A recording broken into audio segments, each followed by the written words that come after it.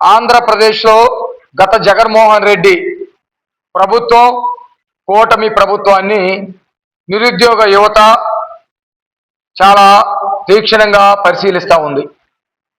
జగన్మోహన్ రెడ్డి నిరుద్యోగ యువత పట్ల ఏ విధంగా ఉన్నాడు, కూటమి ప్రభుత్వం ఏ విధంగా ఉన్నారనేది స్పష్టమైనటువంటి తేడాని ఈరోజు అందరూ కూడా గమనిస్తూ ఉన్నటువంటి పరిస్థితి ఉంది.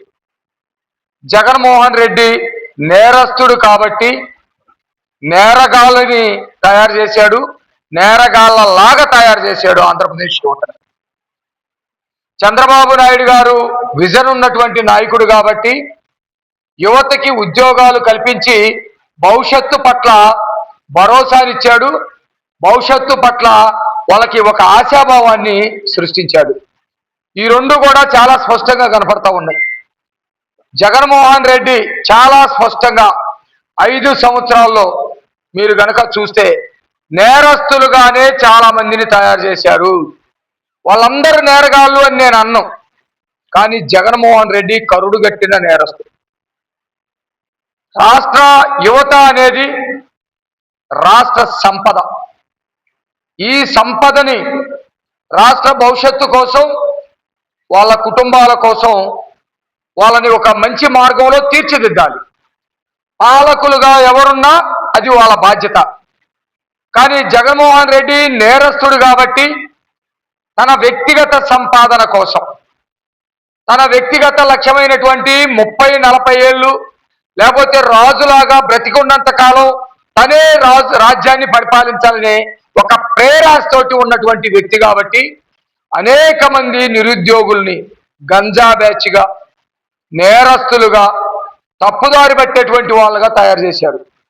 నేను ఇది కేవలం విమర్శ కోసం మాట్లాడతలేదు. మీరు చూశారు, మా సోదరుడు సాయి ఒక యువ నాయకుడు మీకు చెప్పాడు, సాగర్ తమ్ముడు గోపి వీళ్ళందరూ కూడా వాళ్ళ ఆనందాన్ని వ్యక్తపరుస్తూ ఉన్నారు.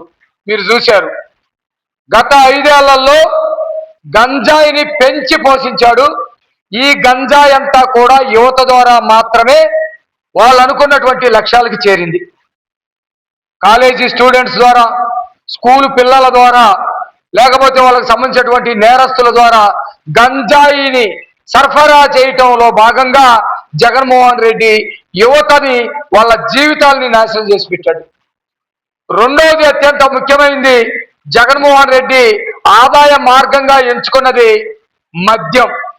ఎన్నికలకు ముందు మద్యాన్ని ఈ రాష్ట్రంలో నేను నిషేధిస్తానని చెప్పేసి ప్రగల్భాలు పలికి ఆ మద్యాన్ని కల్తీ మద్యంగా తయారు చేసి, స్పిరిట్ తోటి తయారు చేసి, లెక్క పత్రాలు లేకుండా, డిజిటల్ మనీ సిస్టమ్ లేకుండా మొత్తం తాడేపల్లి కొంపక చేరే విధంగా లక్షల కోట్లు పోగేసుకొని ఎన్నికలంటే ఈ డబ్బుతోటే నడపాలని చెప్పేసి ఒక మార్గాన్ని ఎంచుకున్న సంగతి మనం చూసాం. ఇప్పుడు ఆ మార్గంలో ప్రయాణం చేసినటువంటి కసిరెడ్డి లాంటి వాళ్ళు, లేకపోతే అనేక మంది నాయకులు అట్లాగే అధికారులు జైలుకి వెళ్ళినటువంటి సంగతి చూసాం.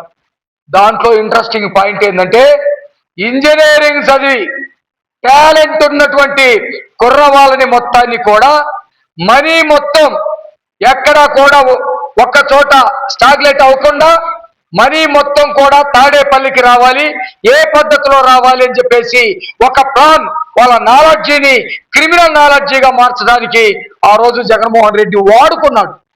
అనేక మంది ఇంజనీరింగ్ విద్యార్థులు మద్యం కుంభకోణంలో ఇరుకొని ఈరోజు జైల్లో ఉన్నటువంటి పరిస్థితి కూడా మనం చూస్తూ ఉన్నాం.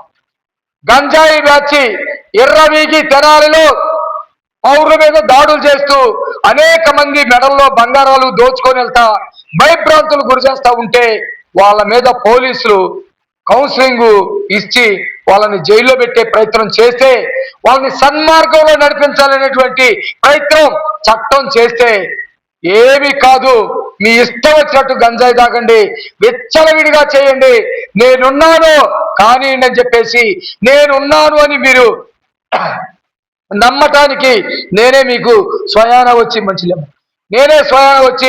మిమ్మల్ని